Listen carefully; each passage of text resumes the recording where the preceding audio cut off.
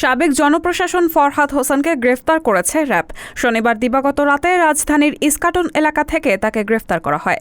র্যাবের আইন ও গণমাধ্যম শাখা থেকে পাঠানো এক বার্তায় এ তথ্য জানানো হয়েছে।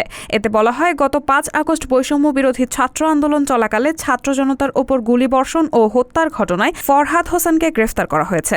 তবে কোন থানার কোন মামলায় তাকে গ্রেফতার করা হয়েছে তা জানানো হয়নি। উল্লেখ্য, ছাত্র জনতার অভ্যুত্থানের মুখে ৫ আগস্ট প্রধানমন্ত্রীর পদ থেকে ইস্তফা দিয়ে দেশ ছাড়েন শেখ হাসিনা। এরপর থেকে এ নিয়ে আওয়ামী লীগ সরকারের ২৫ জন মন্ত্রী, সংসদ সদস্য, উপদেষ্টা ও শীর্ষ পর্যায়ের নেতাকে গ্রেফতার করা হলো।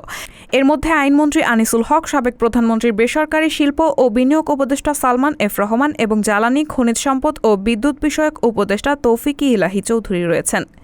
রায়হানা মুন, সবার কথা।